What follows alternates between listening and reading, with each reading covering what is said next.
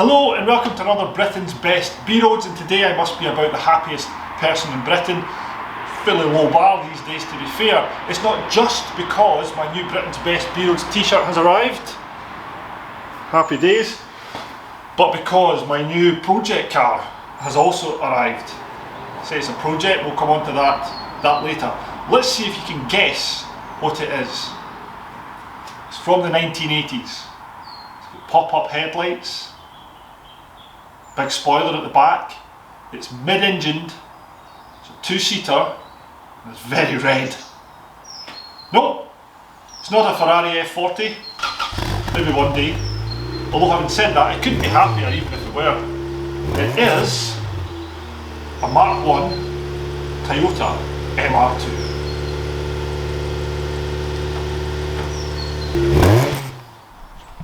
In this episode I want to talk about two things that make the MR2 special. The first about the MR2 as a model of car in the first place, and the second about this car specifically. To put this in context, the MR2 is in three generations.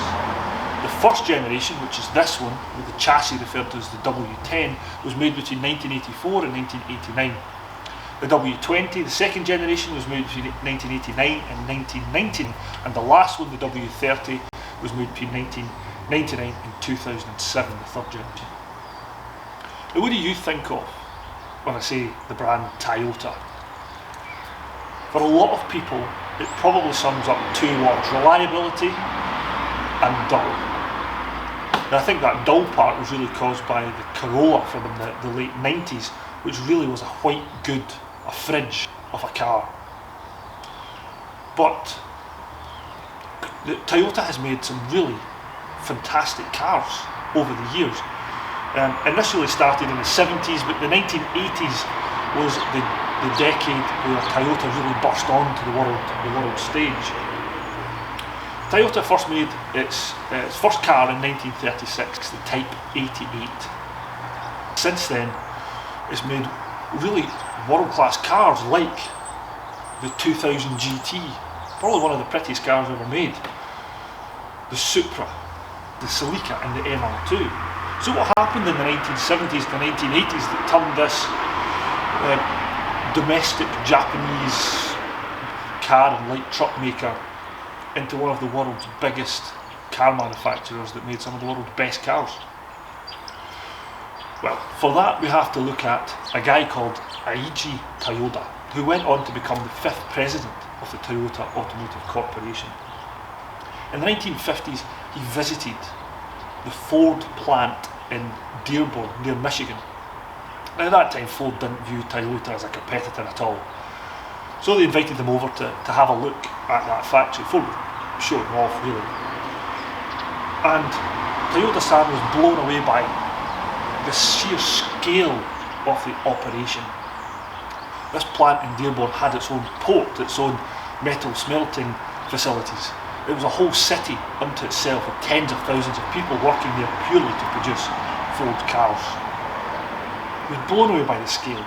And again, to put it in context, by this time Toyota had been mass producing cars for over 13 years, and in that whole time it had produced about 2,500 cars, and by comparison Ford worldwide was producing 8,000 cars a day.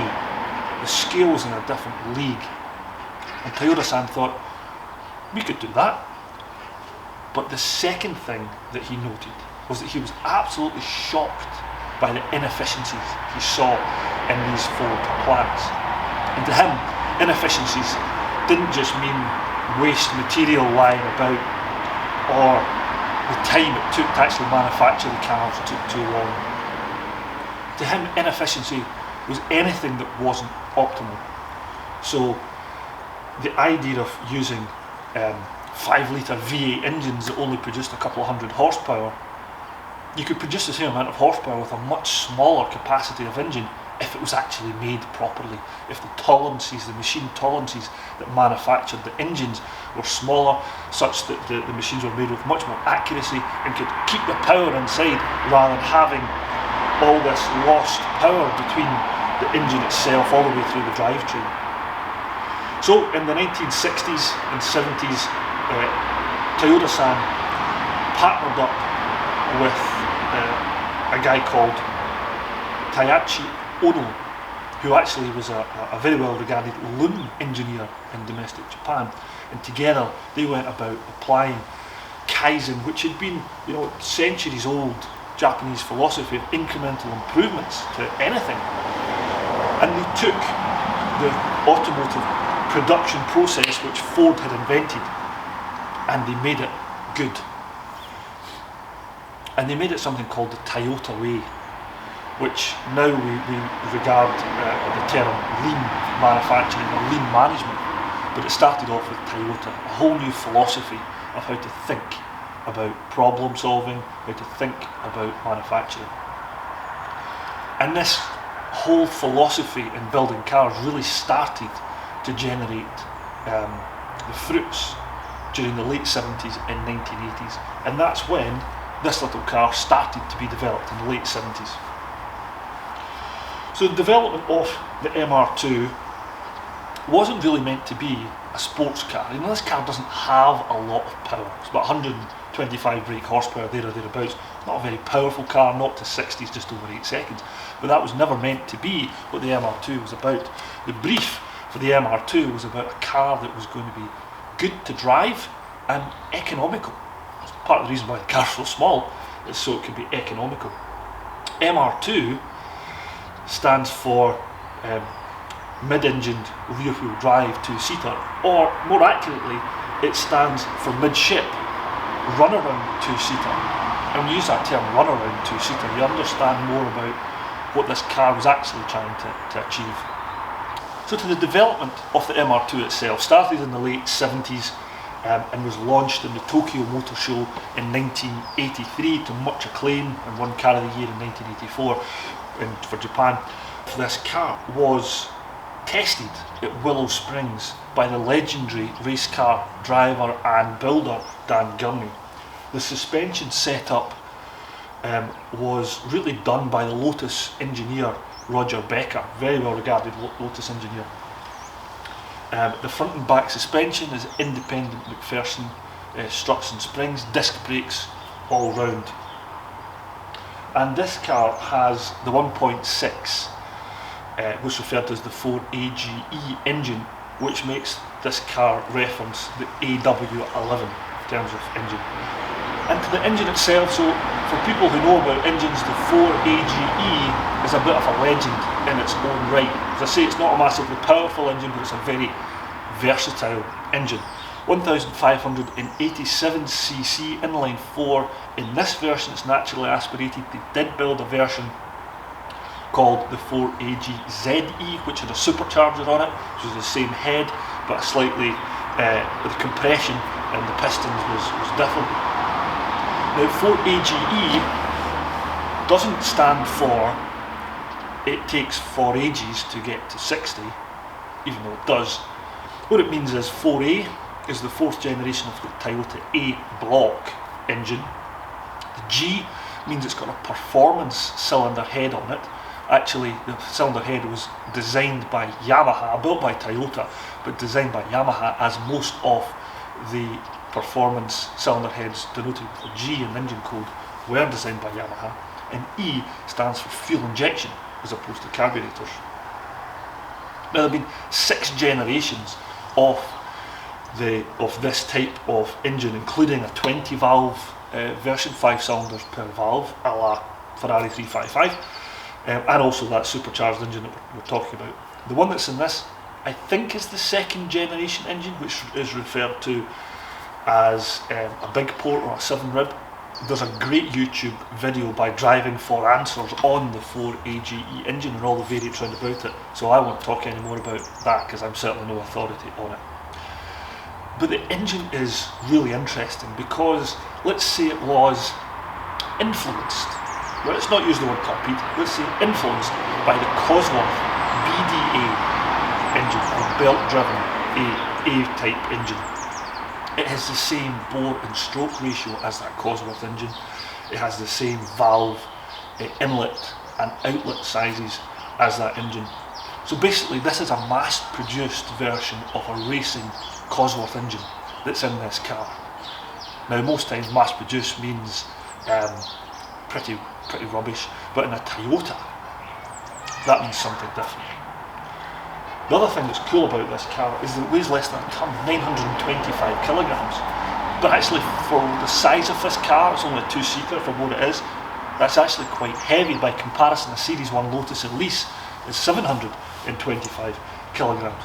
So that's quite a heavy car for what it is. The reason for that is because it's effectively over-engineered. Part of the reason being because they wanted to leave the option open to potentially put a heavier 2-litre engine in the middle of the car. So the whole backbone and middle of the car is essentially over-engineered. Now, in a previous video where I was looking at the options I could have for what project car I could go for, I was perhaps a little bit unkind. I said that the Mark 1 MR2 was like a faxed copy of an Italian mid-engine supercar. I realise now that that misses the point. That was never what this car was meant to be about. This is not the microwave meal equivalent of an Italian-made lasagna. This is the real deal in its own right. The Toyota didn't just blindly copy what was there in front of them and put a Toyota badge on it. No. What they did was they said, okay, who's got the best, coolest engine out there just now?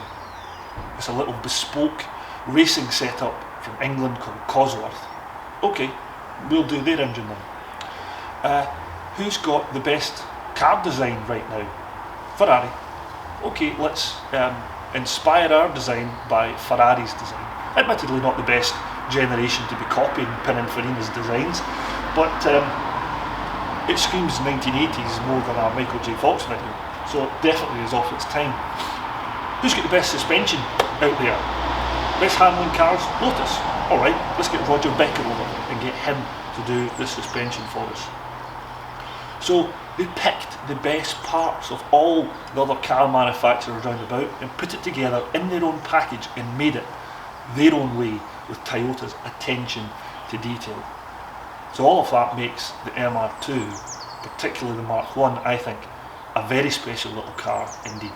So to this car specifically, what I was looking for was a project car. I wanted a car that I could do work on and learn about, and this is, as you can probably see even from this picture, that's not what this car is.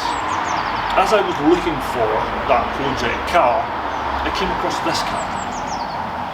And this car has had one owner from new. It's 33 years old and it's had one owner from new.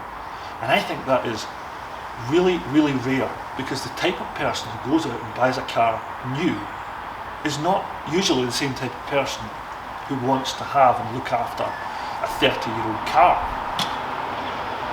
And it's in really remarkable condition. It's had a respray in its time, it's had some new arches on it, but it's never had a full rebuild or restoration. It's effectively an original survivor because the owner has just incrementally looked after it as it's required it.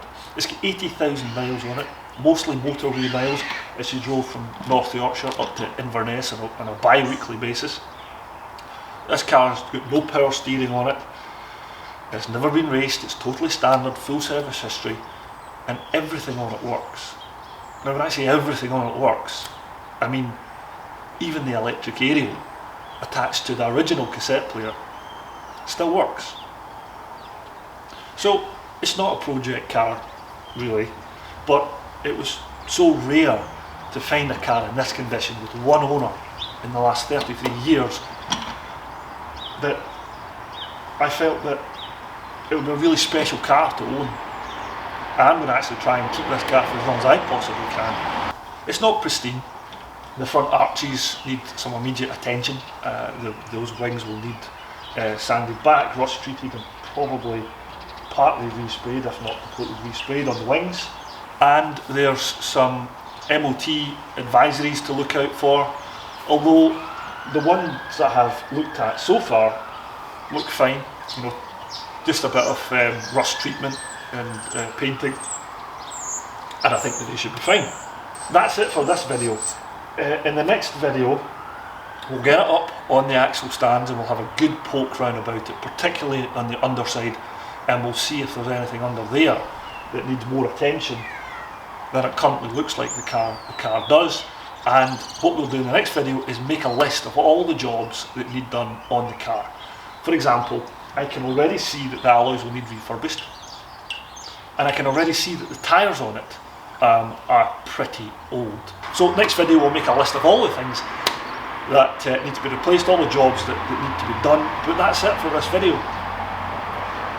But this little car has given me a thought. I wonder what your views are on it. Do you think that the best driving cars are actually behind us, that they already exist, as opposed to in front of us and still to be designed and manufactured?